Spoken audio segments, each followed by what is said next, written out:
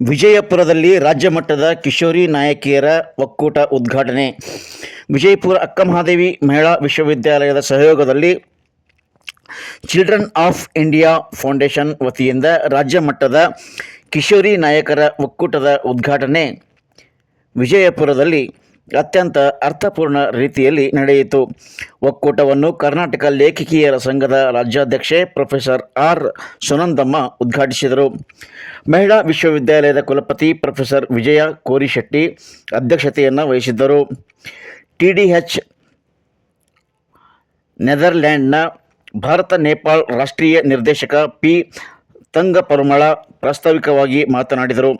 ಕಾನೂನು ಸೇವೆಗಳ ಪ್ರಾಧಿಕಾರದ ಸದಸ್ಯ ಕಾರ್ಯದರ್ಶಿ ಅರವಿಂದ್ ಹಾಗರ್ಗಿ, ಮಹಿಳಾ ವಿಶ್ವವಿದ್ಯಾಲಯದ ಕುಲಸಚಿವ ಪ್ರೊಫೆಸರ್ ಬಸವರಾಜ್, ಪ್ರೊಫೆಸರ್ ತಡ್ಸರ್, ಪತ್ರಿಕೋದ್ಯಮ ವಿಭಾಗದ ಮುಖ್ಯಸ್ಥ ಡಾಕ್ಟರ್ ಓಂಕಾರ ಕಾಕಡೆ,